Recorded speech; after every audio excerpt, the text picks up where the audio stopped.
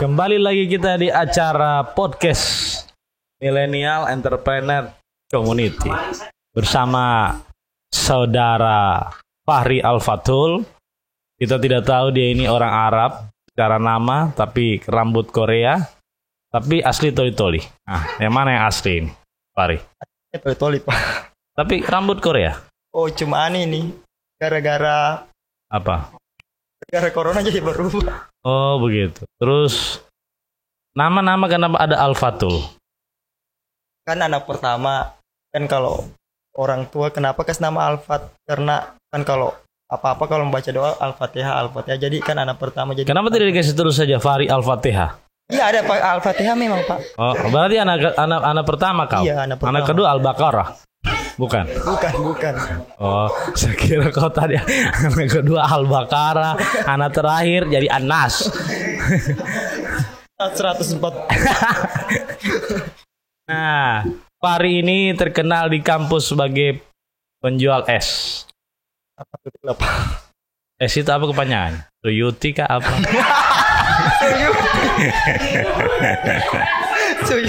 Kan mestinya kalau dia huruf N berarti entan. Kalau S Suyuti.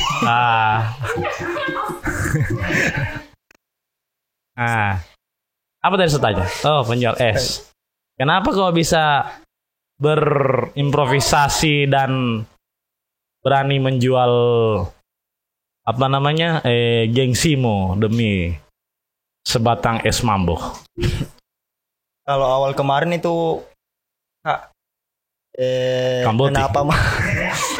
kenapa mau jualan es, karena memang sebenarnya dari semester 1 sudah ada kepikiran mau jualan, cuma enggak tahu mau jualan apa. Cuma kepikiran. Kenapa tidak kepikiran jual batu akik yang lebih elit? Tidak laku, Pak, kalau di tidak di kampus tidak laku. Di kampus tidak laku sama mahasiswa kalau batu akik. Es. Kenapa mau jual es? Karena maksudnya simpel, gampang dibikin, biayanya murah, untungnya banyak. Itu yang bikin utama. Sendiri ya? Sendiri. Tapi steril. Alhamdulillah steril. Oh, steril. Luar biasa. Terus kan itu jual di kampus. Itu kan banyak sekali teman-teman yang tahu. Bagaimana caranya biar pakai topeng gitu, biar diri tahu orang, atau bagaimana? Tetap tak buka muka seperti ini? Tak buka. Tapi tidak malu. Bagaimana bisa? Kenapa sampai tidak malu itu? Pertama di awal, Pak, pas mau mulai memang malu. Malu. Iya, malunya itu bagaimana? Apa ya? Malu kayak takut mau tawarkan ke orang. Cuma pas di awal, pas pertama kali jual es sebenarnya ada teman 2 orang. Oke. Cuma gara-gara teman yang satu malu. Yang kedua? Yang kedua malu. Maksudnya teman yang satu malu, 2 orang sama saya yang 2 orang sama saya. Oke. Malu karena yang satu cewek. Jadi kalau orang jual es selalu dibilang mau kumpul uang panai ya. Jadi dia berhenti. Memang bisa kalau jual es itu bisa kumpul uang panai. Orang gara-gara begitu, Pak. Teman-teman gara-gara bilang mau kumpul. Karena setahuku kalau uang panai, kau orang Bugis toh? Orang Bugis kan lumayan itu uang panai kan? Itu bukan hal yang tabu lagi dibicarakan. Baru masalahnya temanku itu, Pak, bukan orang Bugis, orang Hindu. Orang Bali. Orang Bali, agama Hindu ya. Berarti uang panainya biasa-biasa aja. Jadi bukan uang panai dia namanya. Atau istilahnya apa? Terus berapa lama jualan es? Kemarin jualan es 1 semester.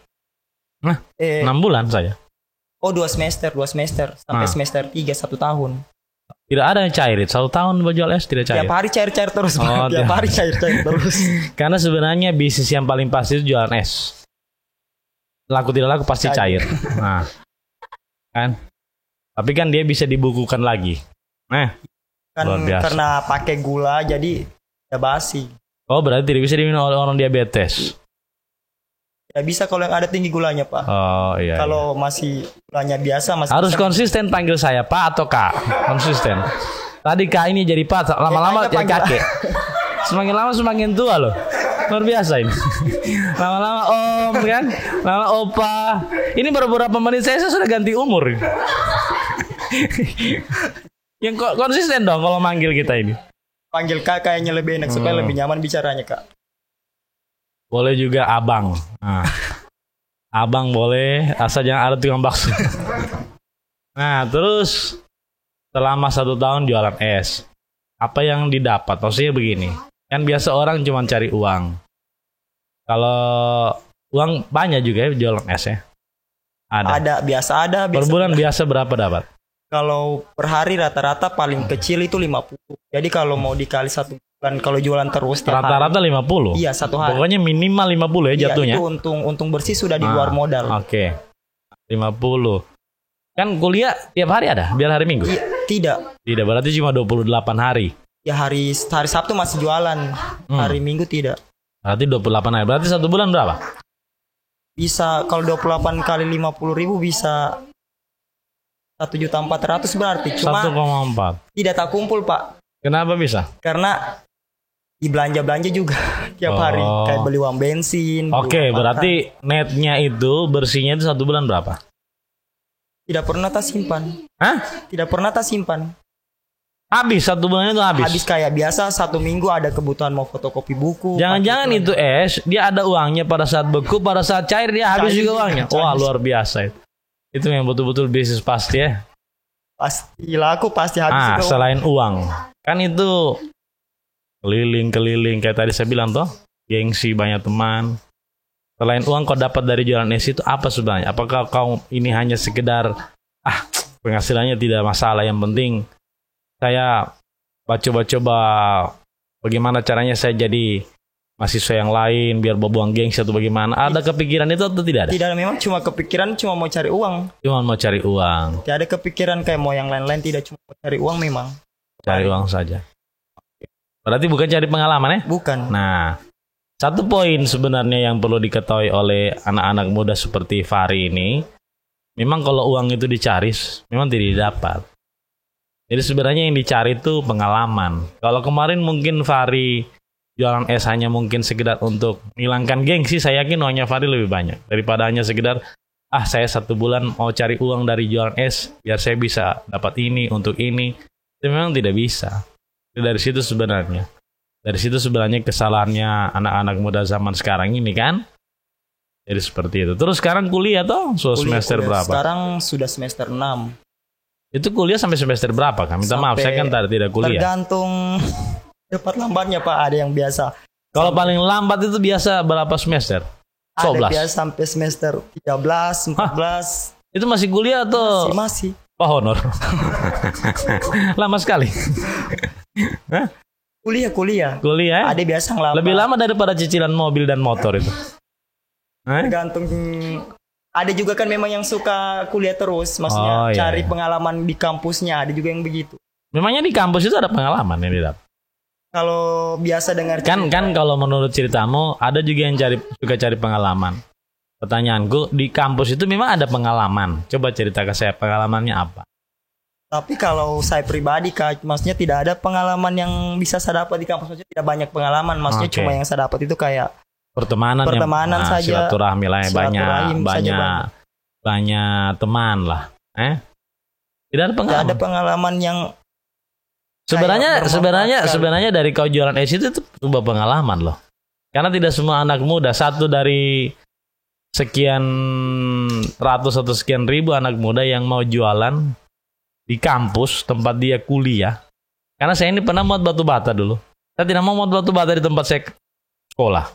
Saya pasti malu. Cuma kemarin memang pas SMA memang sudah pernah ada basic jualan di sekolah. Jadi jualan pas apa? Jualan di kampus kayak biasa-biasa saja. Kemarin pas di sekolah jualan nasi kuning. Akhirnya lantaran mungkin kepala sekolah kasihan lihat saya jual nasi kuning terus, akhirnya mamaku yang disuruh buka kantin di sekolah pas SMA. Yang bikin nasi kuningnya? Mamaku. Oh, yang jualan? Saya yang jual. Sekolah berarti basic sellingmu ini sudah ada. Basic selling.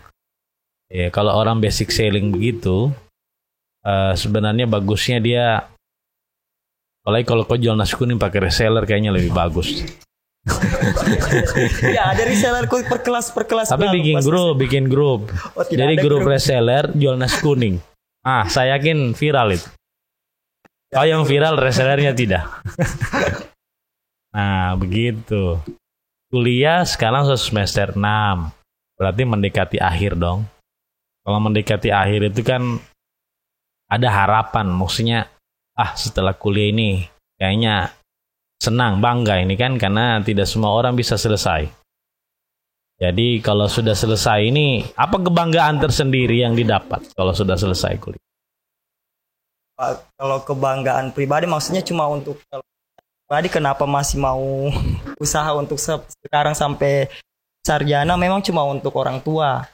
Kalau untuk pribadi sendiri tidak ada sebenarnya mau sekali sarjana, cuma memang orang tua itu supaya dibilang anaknya ada yang sarjana. Jadi kenapa sekarang masih mau sampai lulus sarjana, karena orang tua.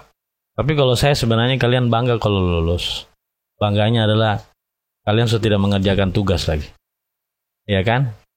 Kesedihannya adalah kalian sudah diterima lagi itu beasiswa.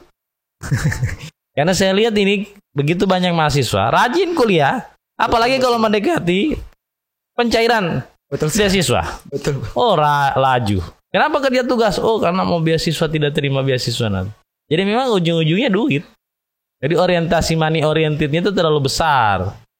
Makanya saya bilang tadi sebenarnya di kuliah itu yang dicari pertemanan, pengalaman. Pengalaman apa ya? Kayak tadi jualan, terus bertemu dengan teman. Berorganisasi itu kan sebuah pengalaman. Kan memang kalau organisasi, saya kan kau juga berorganisasi di kampus ya. Ada berapa organisasi? Ada 2. Oh, 2 organisasi. Belum banyak itu. Iya. Selain organisasi dalam kampus, ada organisasi luar? Alhamdulillah. Selama kuliah. Sebelum masuk di Mac ini? Belum ada. Oke. Terus Mac ini kan baru dibuat. Saya sebagai founder baru membuatnya kurang lebih tanggal 28 Mei. Menurutmu ini kan Mac baru berapa bulan ini? Berarti Mei, Juni, Juli. Baru 3 bulan kan?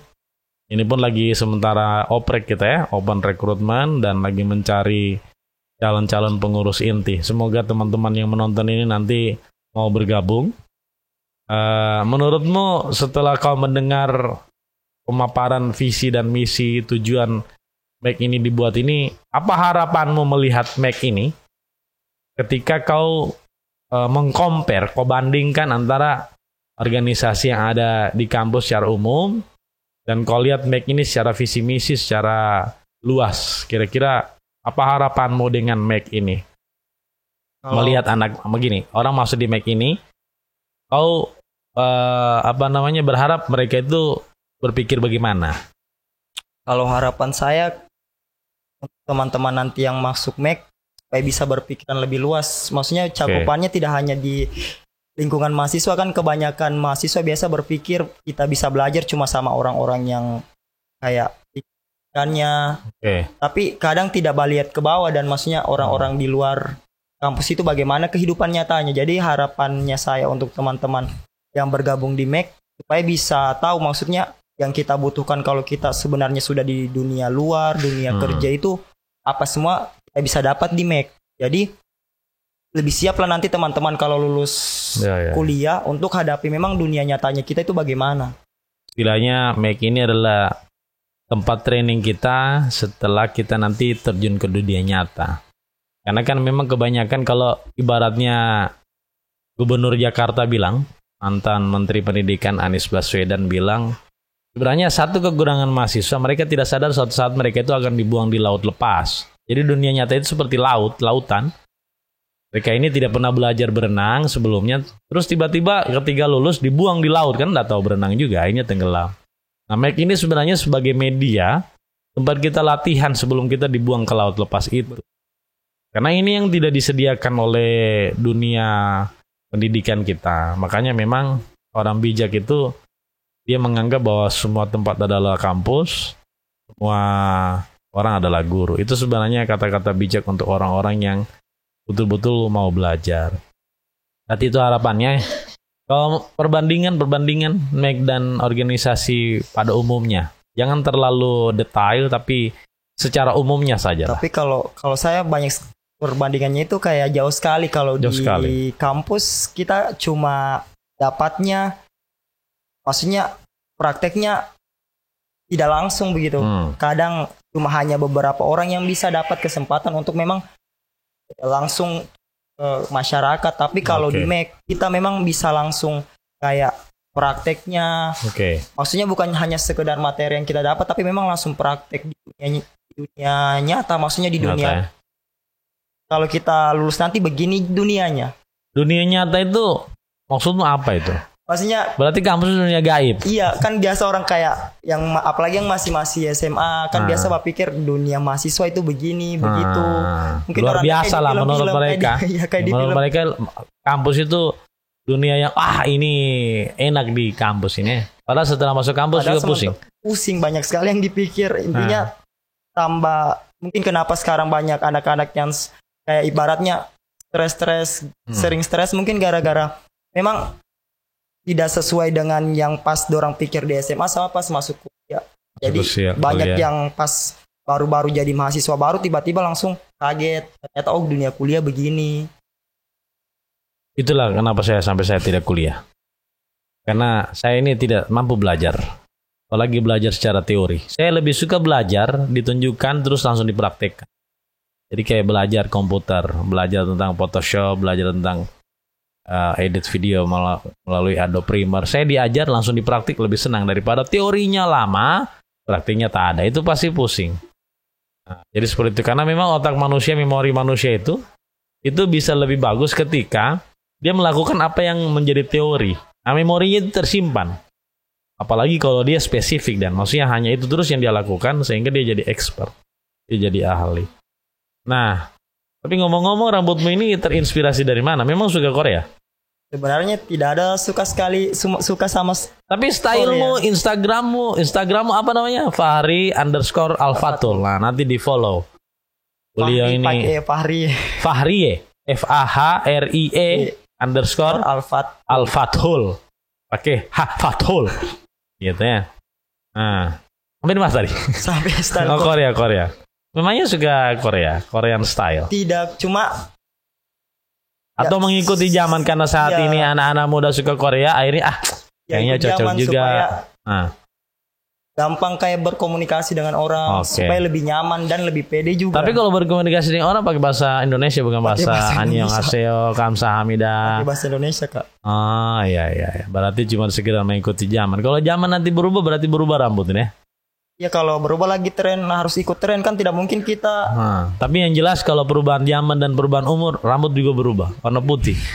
Bukan lagi warna. Ini warna apa sebenarnya? Tapi kenapa memang kemarin putuskan untuk pirang? Karena memang rambut sudah bauban. Bauban, terlalu banyak berpikir. Iya, terlalu banyak berpikir bauban.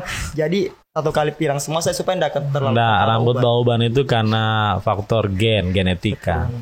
Orang tua mungkin cepat baubannya. Semua kalau omku semua itu bapakku rata-rata botak karena bauban, jadi rata-rata semua botak. Oh begitu. Mungkin karena pas bauban dicabut, cabut 1, cabut 5, 10, akhirnya habis kan. Nah itu tips bagi Anda yang beruban, jangan coba-coba cabut. Kenapa? Karena semakin Anda cabut rambut Anda hilang. Ya, gitu kira-kira. Nah jadi, Taula kan Mac ini lagi open recruitment. Apa pesan buat teman-teman di luar sana yang menonton video YouTube kita ini, dan semoga YouTube kita ini menjadi YouTube yang viral dan trending di Palu ini dan didukung juga oleh stakeholder yang ada. Kebetulan sekali kan wali kota kita ini kan jiwanya milenial, apalagi gubernur kita saat ini jiwanya milenial ya. Kita doakan juga Pak Gub yang lagi sementara terpapar COVID, mudah-mudahan segera sembuh, pulih ya. Dan semoga Mac ini didukung tadi ya oleh orang-orang tadi. Amin. Kan?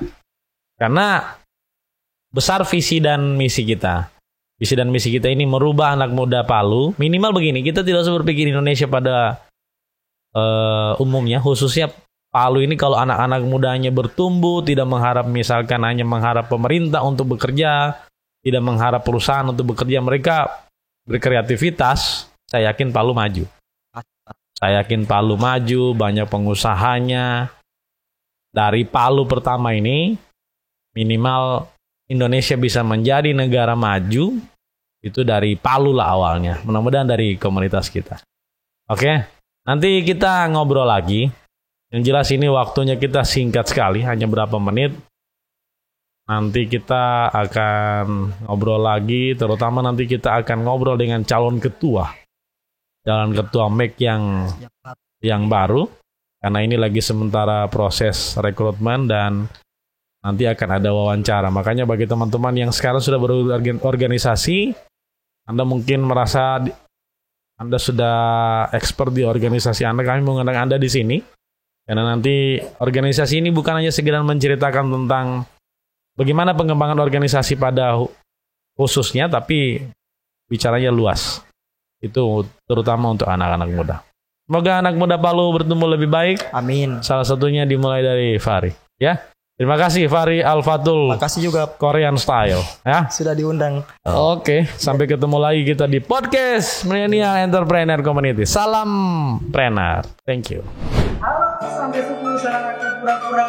Kami mengajak kalian semua untuk bergabung di komunitas MEK agar terjadi perubahan pola pikir anak muda milenial Kota Palu. Kita